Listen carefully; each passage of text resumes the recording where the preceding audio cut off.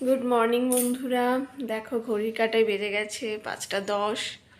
আর আমরা রেডি হয়ে গেছি, মানে আমি রেডি হয়ে গেছি, ছেলে এখনও হয়নি। ছেলে উঠেও পড়েছে, ওকে বলছি তাড়াতাড়ি রেডি হয়ে নে, আমাদের এক্ষুনি বেরোতে হবে, 5টা 38-এ ট্রেন। এই যে আমি উঠে পড়েছি, উঠে রেডি হয়ে গেছি। তো আমি বিদিশা, আবার তোমাদের স্বাগত জানাচ্ছি আরও একটা নতুন ব্লগে। দেখতে থাকো আজকের ব্লগটা। 5টা 38-এ ট্রেন, এক্ষুনি আমরা বেরোবো। আর বাড়ি পৌঁছাতে পৌঁছাতে 9টা 9:30 বেজে যাবে। বাড়িতে গিয়ে প্রচুর কাজ রয়েছে, যেহেতু হঠাৎ করে চলে এসেছিলাম, ঘরদোর কিচ্ছু গোছানো হয়নি, সব কিছু নতুন করে গিয়ে গোছাতে হবে, পরিষ্কার করতে হবে। চলো দেখতে থাকো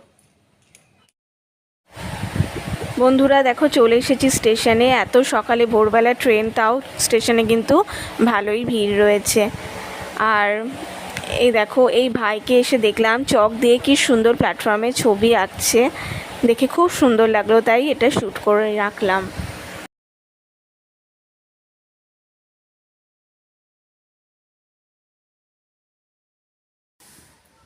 গুড মর্নিং, কেমন আছো তোমরা সবাই? তো কালকে যেখান থেকে ব্লগটা তোমরা দেখছিলে, যে ভোরবেলা বেরিয়েছিলাম বাড়ি থেকে, তারপর স্টেশনেরও আমি কিছু ভিডিও ক্লিপস অ্যাড করেছি, কিন্তু তারপরে না সেভাবে কোনো কিছু শ্যুট করা হয়নি। তো কালকে 11:30টার মধ্যে বাড়ি ঢুকে গেছিলাম। আমরা প্রথমে যে ট্রেনটা ধরবো বলে ভেবেছিলাম, কিন্তু সেই ট্রেনটা মিস করে গেছিলাম কোনো কারণে। তারপরে আবার নেক্সট ট্রেন ধরে আসি, সেই কারণে একটু দেরি হয় বাড়ি পৌঁছাতে।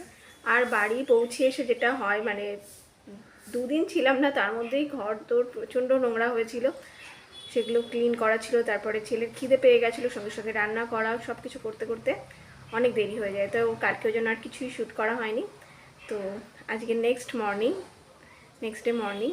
তো এখন থেকেই আবার ব্লগটা আমি শুরু করছি, তো তোমরা দেখতে থাকো। সকালে তো ব্রেকফাস্ট হয়ে গেছে। আজকে শনিবার, হাজব্যান্ডের ছুটি আছে, ও বেরিয়েছে, পাড়ায় একটু বেরোলো। আর ছেলেকে নিয়ে চুল কাটতে যাওয়ার কথাও আছে, মানে সেলুনে যাওয়ার কথা আছে, তো সেটা হয়তো একটু পরে যাবে। তো ওদের ব্রেকফাস্ট হয়ে গেছে, আমারও হয়ে গেছে। এইবারে বাদ বাকি সব কিছু করতে হবে, রান্না বান্না সব কিছুই করতে হবে। তো চলো দেখতে থাকো আজকে দিনটা কীভাবে কাটাই। তো ছেলে আর মানে ওর বাবা চলে এসেছে, ওরা চুল কাটতে গেছিলো সেলুনে, চুল কাটাটা কমপ্লিট।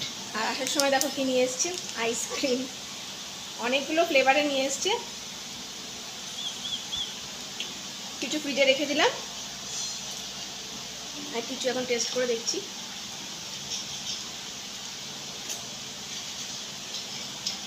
ভালো খেতে বেশ। আমার কিন্তু চকলেট ফ্লেভারের থেকে এই ভ্যানিলা ফ্লেভারটাই সব থেকে বেশি ভালো লাগে। আর এখানে চলে এসেছে সমস্ত মাসকাবাড়ি বাজার, সেগুলো সব গুছিয়ে গুছিয়ে জিনিস জায়গায় রাখতে হবে। তো মাসকাবাড়ি বাজারগুলোকে গুছিয়ে তুলবো, আর ওদিকে চলছে গান, কপিরাইট না এসে যায়। যাই হোক, আমি এখন তো আজকে যেহেতু বৃহস্পতিবার, তাই আজকে বানাচ্ছি হলো বড়ার ঝাল। এটা সাধারণত ডালের বড়া দিয়ে করলে বেশি টেস্ট হয়, কিন্তু আমার কাছে সেই সময় ডাল ছিল না, খুব তাড়াহুড়োতে রান্না করছিলাম, তো ঘরে বেসন ছিল, ভাবলাম বেসন বড়া দিয়ে করে নিই। আর খাবো তো একমাত্র আমি, তো নিজের জন্য কে আর বলো অত পরিপাটি করে রান্না করে। আর তোমরাও সবাই হয়তো ব্যাপারটা রিলেট করতে পারছো, তো ভাবলাম তোমাদের সাথে রেসিপিটা শেয়ার করে নিই, তো তাই ছোট্ট করে রেসিপিটা একটু শেয়ার করে দিচ্ছি।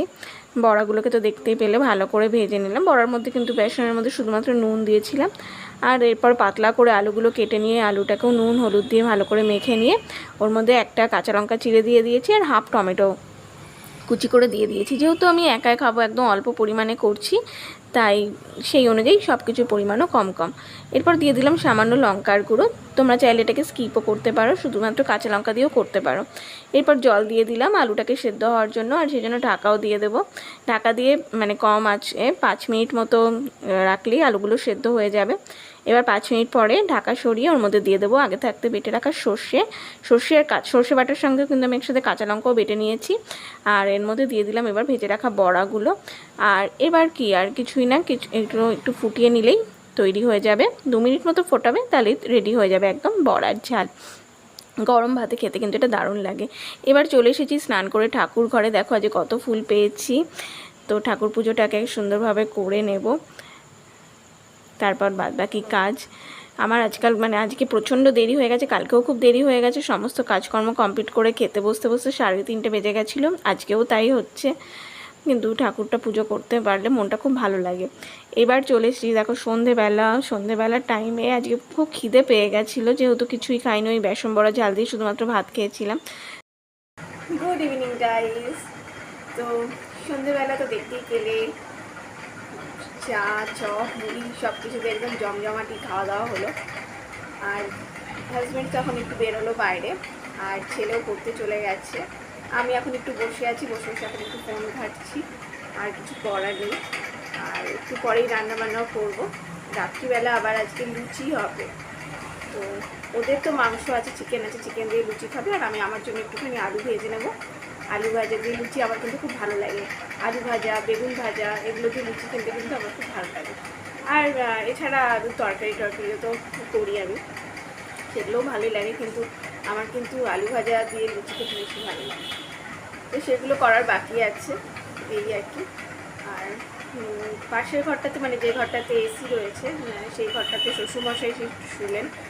শ্বশুরমশাইয়ের প্রচণ্ড গরম লাগছিল, প্রচণ্ড কষ্ট হচ্ছিলো। হয়তো ওনার কোনোভাবে গরম লেগে গেছে। দুপুরে কোথাও একটা ইনভিটেশন ছিল, তো ওখান থেকে আসার পর থেকেই শরীরটা খুব খারাপ লাগছে। আর কি বলো তো, এত অত্যাধিক গরমে না বাচ্চাদের আর বয়স্কদেরই কষ্টটা সব থেকে বেশি হয়। তো আমি বললাম আপনি এখানে শুন, আমি এসি চালিয়ে দিয়েছি, পাশের ঘরটা লক করে দিয়েছি, আমি শুয়ে থাকুন, কোনো অসুবিধা নেই। আর আমি এই ঘরটাতে বসে আছি, টিভি দেখতে ভালো লাগছে না, টিভি দেখছি না, একটু ফোন ঘাঁটছি, তারপরে আবার রান্না করতেও চলে যাব। তো চলো, পরে আবার কথা হচ্ছে। তো ঘড়িতে 9টা বেজে গেছে, ভাবলাম আর দেরি করে লাভ নেই, আলুটা তাড়াতাড়ি করে কেটে নিলাম। আর আলু ভাজাটাও বসিয়ে দিয়েছি। হাজব্যান্ডও বললো মাংস দিয়ে খাবো না, গরমে ভালো লাগছে না, আমার জন্য একটু আলু ভাজা করো, তাই ওর জন্য আলু ভাজা করছি। আর ছেলে চিকেন দিয়েই লুচি খেয়ে নেবে।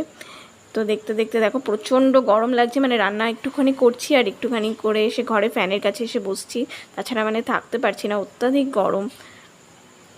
আসলে গরমটা এত বেড়ে গেছে, গরমের তুলনায় টেম্পারেচার সেরকম না বললেও হিউমিডিটির পরিমাণ প্রচণ্ড বেশি। তো দেখতে দেখতে আমার আলুটাও ভাজা কমপ্লিট হয়ে গেল। এবার ময়দাটা মেখে লুচিটা করে নেব।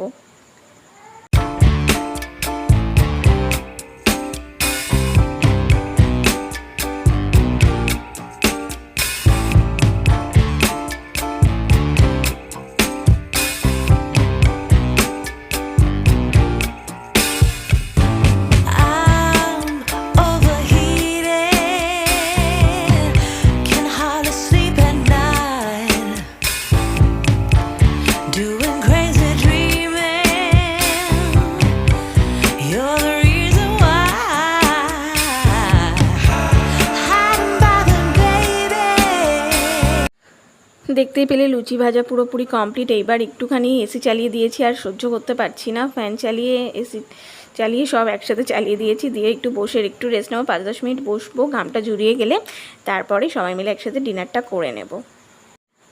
তো ডিনার করতে বসে গেছি, দেখো লুচি, আলু ভাজা আছে, আর আছে দেখো এটা কি স্পেশাল রসগোল্লা। মিষ্টি ছাড়া না আমি একটা দিনও ভাবতে পারি না, মিষ্টি খেতে আমি ভীষণ ভালোবাসি, আর সেই জন্য হয়তো ওয়েটটাও কিছুতেই কমছে না। তো এটা যে ভিডিও ক্লিপটা দেখছো, এটা পরের দিন সকালে, কাল রাতের, আমি ব্লগটাকে এন্ড করতে পারিনি, তো আজ সকালে এন্ড করছি। যদি ভালো লেগে থাকে চ্যানেলটাকে সাবস্ক্রাইব করে পাশে থেকে। আজকের মতো টাটা।